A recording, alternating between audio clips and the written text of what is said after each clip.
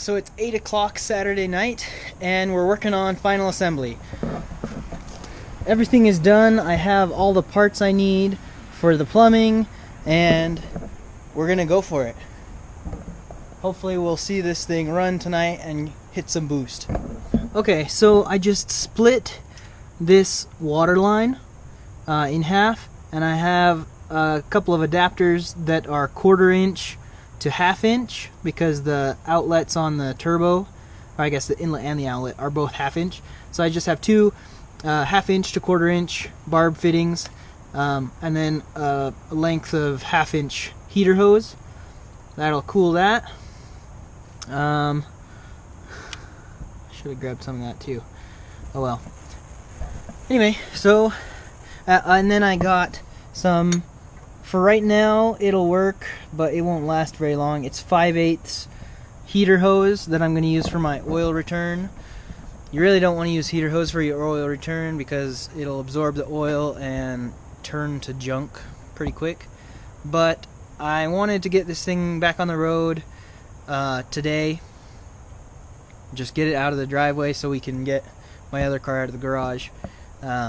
And I can order real stuff, but it just won't be here right now. So we're just going to use junk line for now and hope for the best. We are going to stick the up pipe in, hopefully for the last time. Now, I ran out of paint before I got it fully painted, but I did fix my oil leak issue, and so I'm not too worried about it dripping oil and starting on fire. The only thing is I gotta be careful with this because I don't want a ton of fiberglass slivers. There we go. There we go. I've never done this with the wastegate housing on there.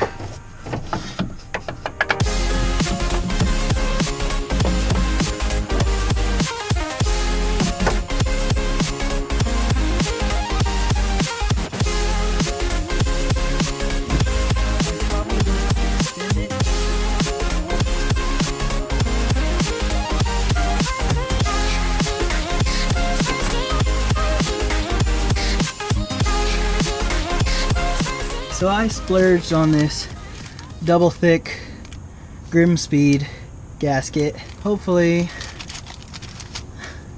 it'll actually live up to its name. I'm sure it will. Look how thick it is. It's really thick. Here's the old one to compare it to. Hey, you hear Subi? I do. So Grimspeed, stock. Obviously Grimspeed is thicker, which means better things. There we go. Put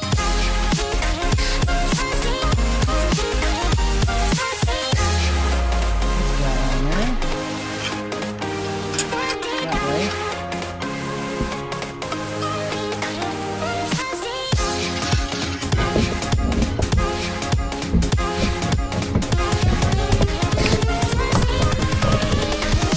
Here we go.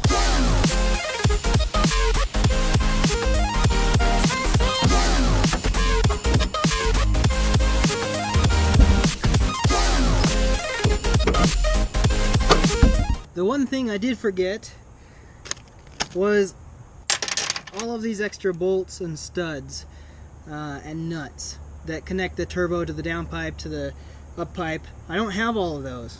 Luckily I have like a whole Tupperware full of other Subaru bolts that mostly should work. So hopefully we have enough, and if not, it'll be kind of janky looking for this first start. Sounds tight. There's one.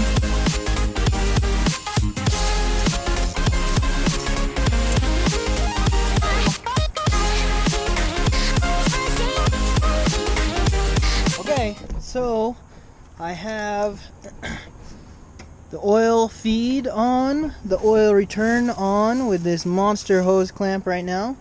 I have just temporarily the water line set up.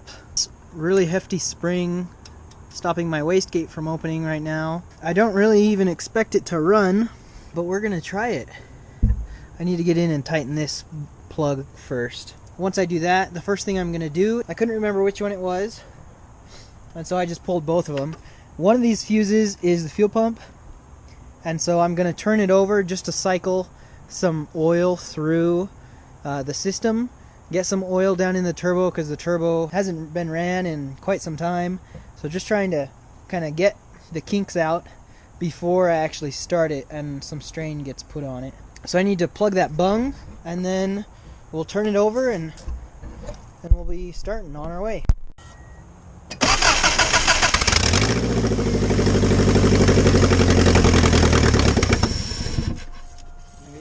There's no math on it.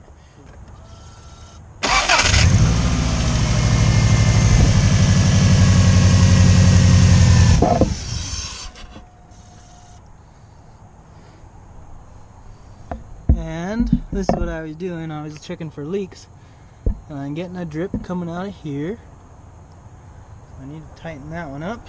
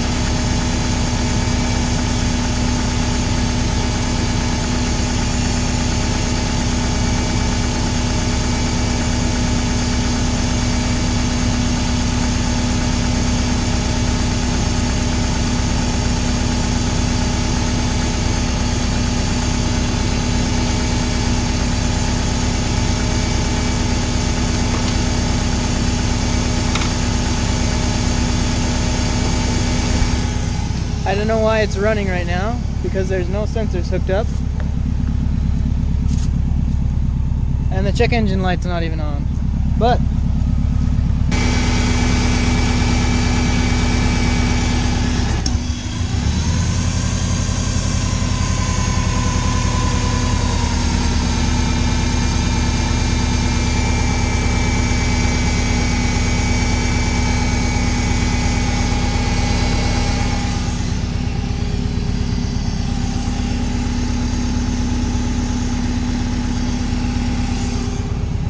alright, I need one more bolt to put on that up pipe. There's one.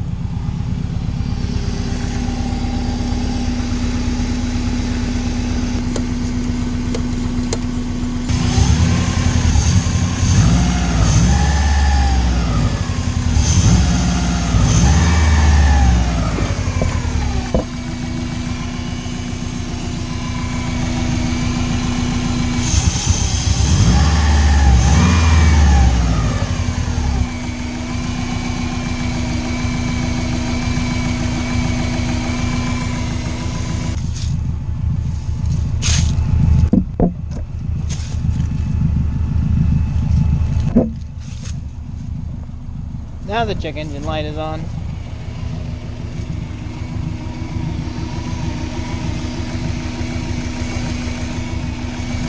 But the turbo's going.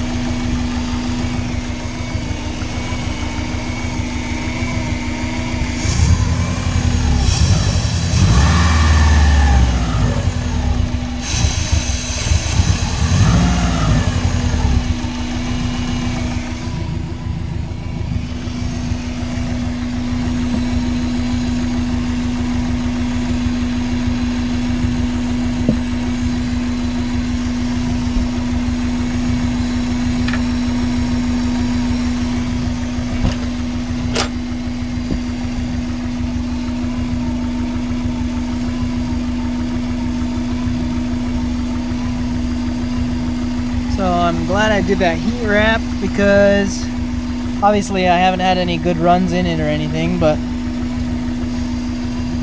it's pretty, compared to the top of the, ouch, that's super hot, and I can rest my hand on this. So that's doing its job, to say the least. It's limping right now because there are no sensors on it. The check engine light finally came on, and it went off again. But yeah, obviously it's in limp mode. Everything is looking pretty good though. So I have a leak back here because I lost the gasket, but then when I was underneath the car I just found it, but I just put it on there just to put it on, and so that one's leaking. I'm gonna change those around anyway, so I'm not too worried about that. The other things that I'm checking for are oil leaks as it warms up and more water leaks out of the hoses. Everything down in there looks pretty dry, and I don't see any trace of seepage. If I come down here, there's no seepage on this bung, and I'm not seeing any seepage around the outside of this either. And it is warm, and obviously it's not just burning oil. And so yeah, for an initial mock-up and start, I say that's pretty rad. I'm gonna call it a night. It's 10:15, so I probably need to shut these lights off and turn the car off and let my neighbors go to sleep. I'm kind of bummed I won't have time to work on this until after Thanksgiving into December, basically. I did as much as I could today. I really hustled. I had some major setbacks, but it turned out great. It's idling with no sensors, so that's pretty rad. So when I finally have time to get back to it, I'm gonna have to pull it apart and cut out a larger section in the cross member because it wasn't big enough with the up pipe wrapped, which will be all right because it is kind of a pain to get that up pipe in and out, and I would like to be able to do it without having to lift the engine. When I do that, I also need to weld in that support on the cross member so that it is solid again. So I have to make the charge pipe. This is super janky. This is just JB Weld, and obviously it doesn't do jack. But I mean, it was supposed to be quick set. It's just not as quick as I was wanting, but that's okay because I didn't get it running anyway. I need to just buy an 1/8 inch NPT tap and actually tap that for this, and then I'll be able to plumb that into my wastegate and into my boost gauge, so my wastegate will open up. I'll also build my dump pipe. I had the wastegate on facing down just because I didn't have the dump pipe built yet, but I am planning on having the dump pipe either come out straight over here and out the fender, kind of up here-ish is what I was initially thinking. Obviously, so it's behind the intake, but have it dump out here. Or what I might do just for now is just have it dump straight out the hood. Then I have to make my intake or my inlet tube. I have to make that because I need my throttle position sensor. Oh hey, these are squished in there, and luckily they're not even hot. Anyway, I need to extend this guy. This is my throttle position sensor. I have this guy that I need to route into there, and I'm probably going to do that with my valve covers. Just kind of route all of those into one. So I need to make my inlet pipe, which is over here. I'm going to need to cut some holes in here and put in a couple of fittings or just bungs like that one so that I can actually have my sensors that come pre-turbo actually work, so that all of my air fuel mixture and everything is set up properly. With that being said, I also need to wire my, first off, my O2 sensor. Here's the O2 sensor, the actual end of it, and it's right behind the wastegate, the plug, so I need to extend this as well. A few, probably about a foot or two. maybe route it down underneath and have it come up on the other side of the engine, just so that I don't have to deal with it being close to the up pipe. Yeah, checking for leaks and everything. There don't seem to be any leaks besides on the downpipe because I don't have enough bolts on it. That's basically it. And then obviously cut the hole in the hood for it. It's turning out real nice. I'm happy with it. Sounds great. Gonna sound awesome. Gonna have some boost. So yeah, those are the plans. Make sure to tune in next week. I'll have more stuff finished by then, so tune in next week. Follow me on Instagram. Thanks for watching. We'll see you next time.